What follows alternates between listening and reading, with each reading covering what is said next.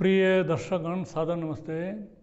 आज हम जीवनी चालीसा के 28वें अंक पर विचार करेंगे। 28वें पात्र की चर्चा करेंगे। पात्र का नाम है सम्राट विक्रमादित्य। इस देश का इतिहास कोई ठीक प्रकार से लिखा हुआ नहीं है। उसमें मतभेद हैं समय के बारे में, काल के बारे में। लेकिन विक्रमादित्य के बारे में संदेह इसलिए नहीं है कि विक्रमादित्य ने अपना संवत चलाया, एक विक्रमी संवत, और अपने जीवन काल में चलाया उसको। और वो अब नया संवत 2078 कल से यानी 13 अप्रैल से वो लग गया है। तो निश्चित ही इस समय में ये हुए हैं, इसमें कोई संदेह नहीं है, जो कि संवत उन्होंने चलाया। तो ये राजा हुए उज्जैन के, मध्य प्रदेश में है उज्जैन, बाद में धारा नगरी भी हो गई, वहीं आसपास ही हैं। इनके एक भाई थे भर्तृहरि, ये दो बेटे थे उनके महेंद्रादित्य के।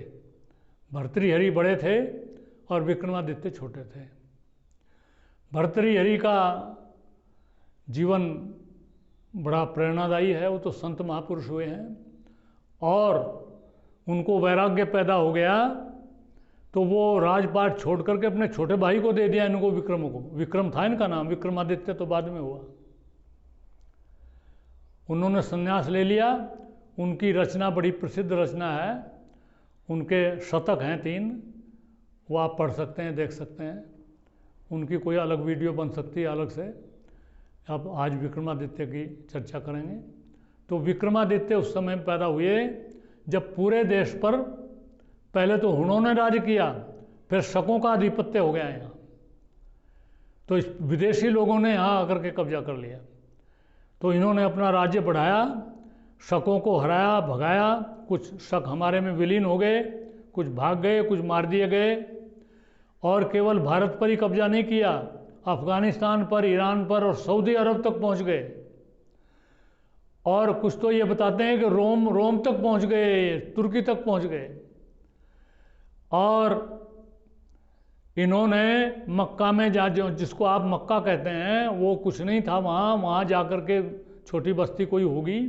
वहाँ महाकालेश्वर का, एक तो उज्जैन में मंदिर है, एक महाकालेश्वर का मंदिर वहाँ पर बना दिया। और मुझे लगता है कि महाकालेश्वर से ही महाकालेश्वर महाका और मक्का बन गया। उसके 600-700 साल बाद वहाँ शिव जी की मूर्ति भी और दूसरी मूर्ति पूजा वहाँ पर होने लगी। फिर आगे जो हजरत मोहम्मद हुए, उन्होंने फिर ये आंदोलन चला करके उन मूर्तियों को तोड़ा और फिर वहाँ पर मक्का पे काबे की स्थापना की। तो ये बहुत बड़े ये सम्राट हुए हैं और पूरी दुनिया पर इनका कब्जा रहा है, पूरी दुनिया पर इनका साम्राज्य रहा है। पूरी दुनिया में जो तुर्की के इतिहासकार हैं, जो अरब के इतिहासकार हैं, वो भी इनका जिक्र करते हैं, जो रोम के इतिहासकार हैं।